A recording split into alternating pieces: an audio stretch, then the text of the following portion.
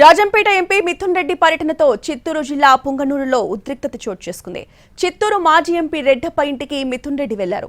YCP ప్రభుత్వ హయాంలో MP వేధింపులకు గురి చేశారంటూ ఆయన పర్యటనను నిరసిస్తూ టీడీపీ కార్యకర్తలు ర్యాలీ తీశారు. అంతేకాకుండా రెడ్డప్ప ఇంటిని టీడీపీ కార్యకర్తలు చుట్టుముట్టారు. మిథున్ రెడ్డిని అడ్డుకునే ప్రయత్నం చేశారు. ఈ విషయం తెలుసుకున్న వైసీపీ కార్యకర్తలు అక్కడికి చేరుకున్నారు. ఇరు వర్గాలు భారీగా చేరుకోవడంతో ఒక్కసారిగా ఉద్రిక్తత నెలకొంది. పోలీసులు అలర్ట్ అయి ఇద్దరిని చెదరగొట్టేందుకు ప్రయత్నించారు. ఇరు వర్గాలు రాళ్లదాడి చేసుకున్నారు. ఉద్రిక్త పరిస్థితుల దృష్ట్యా మిథున్ రెడ్డిని గృహ నిర్బంధం చేశారు. ఆయన్ని పుంగనూరు నుంచి తరలించేందుకు పోలీసులు ప్రయత్నించినా ఉపయోగం లేకపోయింది.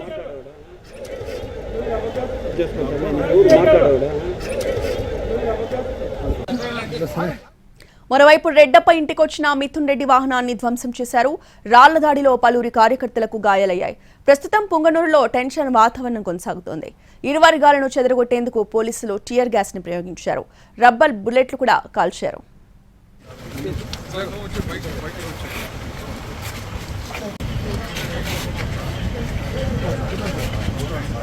రాజకీయ కక్షలతోనే టీడీపీ కార్యకర్తలు తమపై దాడులు చేశారని ఎంపీ మిథున్ రెడ్డి ఆరోపించారు.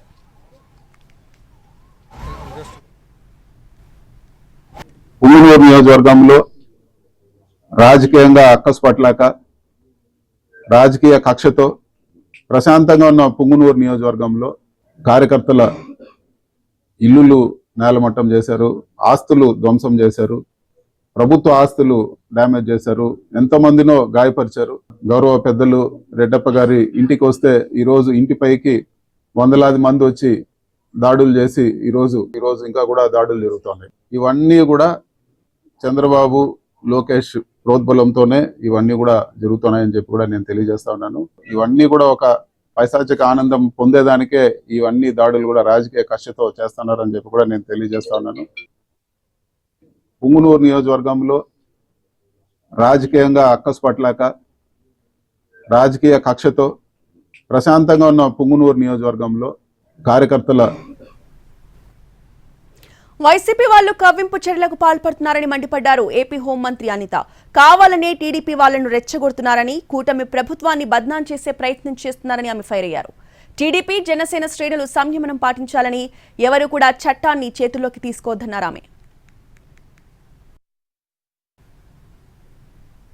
ప్రజలందరికీ కూడా ఒక అప్పీల్ పెట్టడానికే నేను ఈరోజు మీడియా ముందుకు రావడం జరిగింది. వాట్ ఎవర్ ఇట్ మేబీ, ఇప్పుడు లాస్ట్ 5 years ఏదైతే జగన్మోహన్ రెడ్డి తాలూకా సైకో పరిపాలనలో లా అండ్ ఆర్డర్ కానీ అదేవిధంగా పోలీస్ వ్యవస్థ కానీ ఎంత నిర్వీర్యం అయిపోయింది, పోలీస్ వ్యవస్థను ఏ రకంగా అడ్డదారులు తొక్కించారు, ఏ రకంగా వాళ్ళ స్వార్థం గురించి వాడుకున్నారన్న సంగతి మనందరికీ కూడా తెలుసు.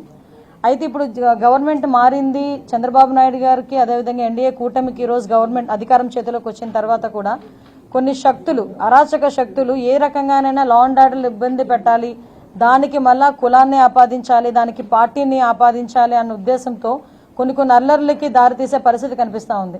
ఏ రకంగానైనా గవర్నమెంట్ మీద బురద జల్లాలి అన్న కాన్సెప్ట్లో చాలా మంది కొన్ని ప్రయత్నాలు అయితే జరుగుతూనే ఉన్నాయి.